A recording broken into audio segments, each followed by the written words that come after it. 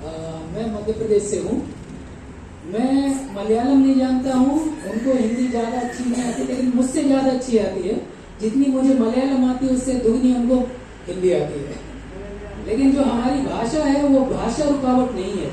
जो परमेश्वर का प्रेम है वो हमारे मध्य में, हालेलुया, और वही हम लोगों को एक बनाता है। हमें से यहाँ जितने सारे लोग यहाँ पर बैठे हुए हैं, कई लोग असम से आए हुए हैं, कई लोग सिलीगुड़ी से आए हुए हैं, सिक्किम से आए हुए हैं, मध्य प्रदेश से आए हुए हैं, छत्तीसगढ़ से आए हुए हैं, झारखंड से आए हुए हैं, सांताली है, हिंदी है और आसामी है, कई और भी भाषाओं के जो यहाँ पर लोग बैठे हुए हैं। लेकिन हम सबको जो एक बनाता है वह है प्रभु यीशु मसीह का बलिदान, हालेलुया। वो है परमेश्वर प्रभु यीशु मसीह का वो है कार्य जो उसने क्रूस के ऊपर आपके लिए और हमारे लिए किया।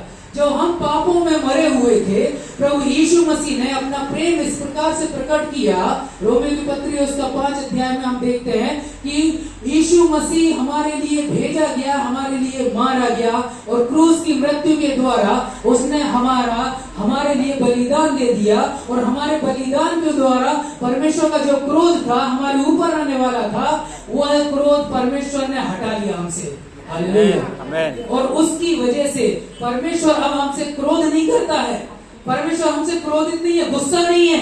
परमेश्वर हमसे प्रेम करने वाला परमेश्वर है। परमेश्वर हमारी मजबूरियों को समझने वाला परमेश्वर है। परमेश्वर हमारे समस्याओं को समझने वाला परमेश्वर है। परमेश्वर समझता है कि हम क्या काम कर रहे हैं और क्यों कर रहे हैं, और उसके बावजूद भी परमेश्वर हमसे प्रेम करने वाला परमेश्वर है, हालेलुया। परमेश्वर हमारे अच्छे कामों की वजह से हमसे प्रेम नहीं करता है। कई लोगों को इस प्रकार से लगता है कि हम तो बहुत अच्छे लोग हैं, हम तो कभी झूठ नहीं बोलते हैं। ठीक है, झूठ नहीं बोलते, लेकिन आपने किसी की चुगली किया नहीं क्या? वो भी पाप है। हम तो चुगली नहीं करते हैं, ठीक है, लेकिन क्या आपने कभी किसी के विषय में गलत सोचा है? वो भी पाप है। नहीं, हमने तो कभी किसी के विषय में गलत नहीं सोचा, लेकिन क्या आपने कभी किसी की मदद की है? नहीं किया, वो भी एक पाप है। आप किसी भी तरीके से कह लीजिए, परमेश्वर के वचन के अनुसार हर एक व्यक्ति जो भी एक स्त्री से जन्मा हुआ है वह पाप में जन्मा हुआ व्यक्ति है। दाऊद इस प्रकार से कहता है कि मेरा जन्म पाप में हुआ है, हालेलुया। मुझे, और फिर वह ये कहता है कि हाँ, मुझे परमेश्वर आप जानो, आप समझो, आप मेरे हृदय को समझो, क्योंकि मेरा तो पूरा जीवन पाप में है। और यदि परमेश्वर पापों का लेना प्रारंभ कर दे तो हम में से कोई भी व्यक्ति उसके सम्मुख निष्पक्षता के साथ में, निर्दोषता के साथ में खड़ा नहीं हो सकता। और यदि हम निर्दोषता के साथ में परमेश्वर के सामने खड़े नहीं हो सकते हैं तो हम परमेश्वर के सामने एक दोषी के रूप में खड़े होंगे। परमेश्वर यदि हमारे पापों का लेखा जोखा लेना चालू कर दे, हम में से किसी का भी उद्धार नहीं होगा, किसी का भी उद्धार नहीं होगा। तो इस गलतफहमी में बिल्कुल मत रहिए। हम तो बहुत अच्छे लोग हैं, हम तो कभी भी किसी का बुरा नहीं करते हैं। कहीं ना कहीं किसी न किसी रूप में हम गलतियां करते हैं, जिनको हम गलतियां कहते हैं परमेश्वर उनको पाप कहता है, हालेलुया। परमेश्वर का वचन उनको पाप कहता है। हम कहते हैं ये तो छोटी सी बात है भैया, इसमें कौन सी बड़ी बात हो गई, ये तो छोटी सी बात है। कोई भी छोटा पाप या बड़ा पाप परमेश्वर की दृष्टि में नहीं है। परमेश्वर की दृष्टि में या तो पाप है या फिर धार्मिकता है, हालेलुया। हमें धार्मिकता के लिए परमेश्वर ने बुलाया है। परमेश्वर ने हमें धर्मी होने के लिए अपने नाम के निमित्त हमें चुन लिया है, ताकि हम धार्मिकता के साथ में अपने जीवन को व्यतीत करें।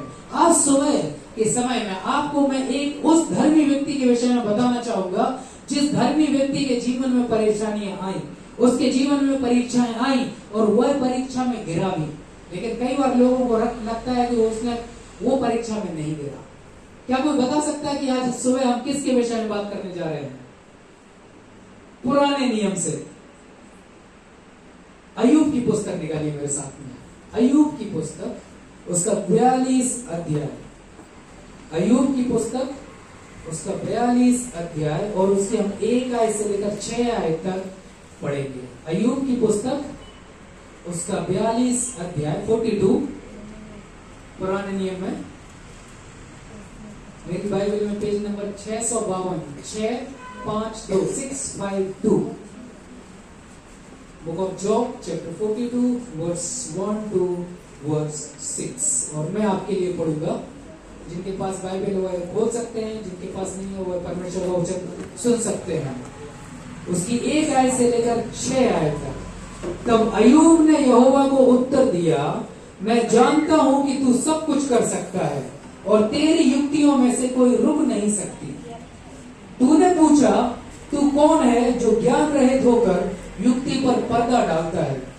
परंतु मैंने तो जो नहीं समझता था वही कहा, अर्थात जो बातें मेरे लिए अधिक कठिन और मेरी समझ से बाहर थी, जिनको मैं जानता भी नहीं था। तूने कहा, मैं निवेदन करता हूं, सुन। मैं कुछ कहूंगा, मैं तुझसे प्रश्न करता हूं, तू मुझे बता। मैंने कानों से तेरा समाचार सुना था, परंतु अब मेरी आंखें तुझे देखती हैं, इसलिए मुझे अपने ऊपर घृणा आती है और मैं धूल और राख में पश्चाताप करता हूं। परमेश्वर अपने वचन के द्वारा, पढ़े जाने के द्वारा हम सभी को आशीष दे। आइए सब अपनी आंखों को बंद करेंगे, सब अपनी आंखों को बंद करेंगे।